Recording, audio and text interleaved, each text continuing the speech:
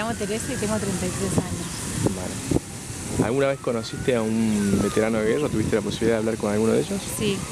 ¿Sí? Y, por ejemplo, de las cosas que hablaste, ¿qué cosas fueron las que más te importaron, las que más te interesaron?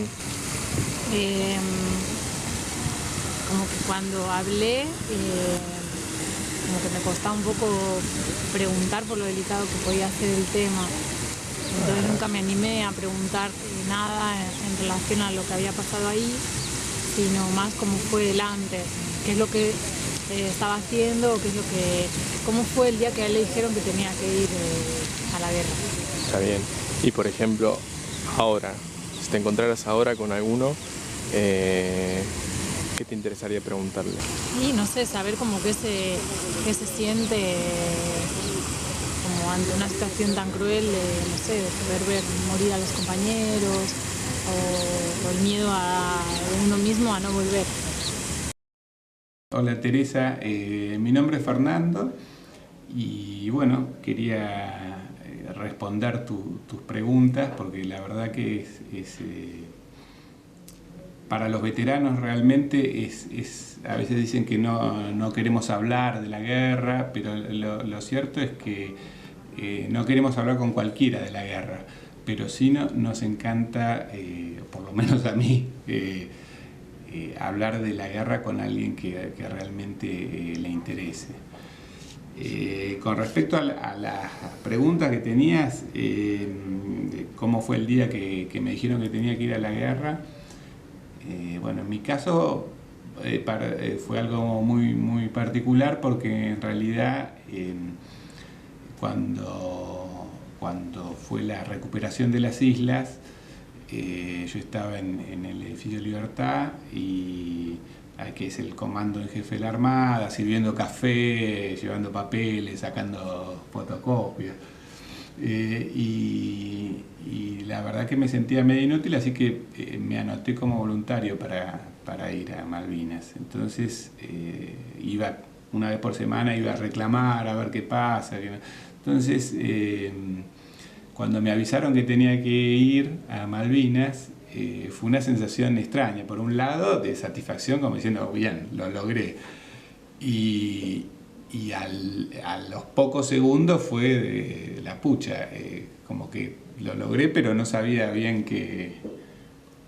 en qué me metían, y más que había sido el mismo día, es decir, no me avisaron con anticipación, sino que me llamaron al mediodía diciéndome que a las 7 de la tarde tenía que presentarme para ir a Malvinas. Así que al principio fue satisfacción y después ya empezó un nerviosismo. Primero a mi vieja no le quise decir, le dije que me iba para el sur y después le comentó a mi viejo después que salí, pero bueno. Y después la otra sensación rara fue que cuando me presento no es que iba con mi regimiento, con mis compañeros, sino que éramos un grupo de 5 voluntarios y algún castigado y algún otro, y que nos conocimos esa noche ahí, que bueno, no dormimos, ¿no? Tratando de ver qué pasaba.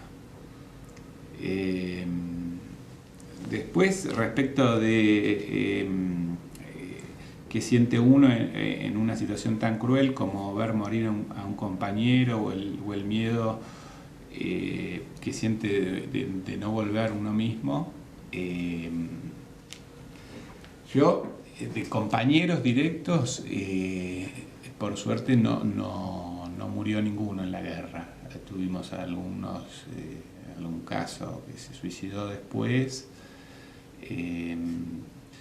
pero sí tuve para mí la suerte o el privilegio de después de la guerra, a partir de la rendición, los últimos 5 días estuve en un remolcador en la cocina, trasladando heridos desde el puerto hasta el buque hospital. O sea, los ayudaba, eran los heridos más leves, los heridos más graves los llevaban en helicóptero, pero el resto de los heridos los trasladamos en ese remolcador, los teníamos que ayudar a entrar, ayudar a darles de comer, todo lo que se pueda. Y fueron 5 días aproximadamente, día y noche, porque era constante, prácticamente ni dormíamos porque estábamos cocinándole a cada uno que subía, le dábamos de comer antes de subir al barco. Y fue un privilegio el haber podido hacer algo por todos esos chicos que ahí es donde tomé, con esos cientos de heridos que uno veía pasar, donde tomé real conciencia de lo que había sido la guerra. Es decir, porque yo había estado en un lugar donde había habido algunos heridos, algunos muertos. Los 3 muertos eran kelpers, justamente, 3 mujeres que hubo en el pueblo, pero al estar en la ciudad no había tenido ese contacto directo, salvo las bombas y nada más. Y eso fue, esos días finales de la guerra me sirvieron para eso, para empezar un poco a agradecer y a sentir esa sensación de, bueno, por lo menos ir a honrar a nuestros muertos y a nuestros heridos de alguna forma, ¿no? En lo que respecta a mi situación, la verdad que en la guerra, qué sé yo, uno obviamente tiene el miedo, tiene la sensación de la muerte permanente, es decir, es como una compañera de esos días, donde uno piensa permanentemente, pero por lo menos en mi caso eso me ayudaba mucho a tener claras las ideas. Es decir, cuando uno está en esa situación, creo que no se distrae con las boludeces que por ahí uno tiene en la vida diaria. O sea, como que la vida es más simple. Y en esa guerra, que fue una guerra muy particular, dentro de todo lo que son las guerras, uno ve ahora lo que es en Irak o esas cosas, es decir, fue una guerra, podríamos decir, entre caballeros, donde los buenos, digamos, entre comillas, tenían un uniforme, los malos el otro, era como las películas viejas de los cowboys, que tenían los buenos el sombrero blanco, los malos el sombrero negro, y no sé, era como una vida simple. Es como una vida simple, no hay plata, no hay trabajo, o sea,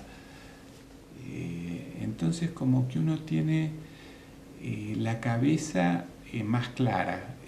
Yo a veces, no sé, en la vida diaria uno mezcla cosas y uno no tiene en claro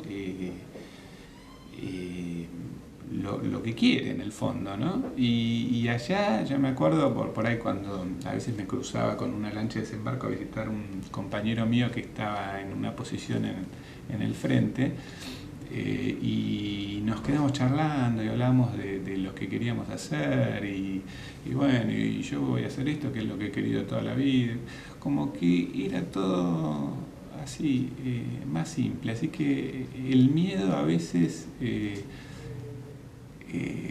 uno lo sufre, pero es como un buen consejero, ¿no?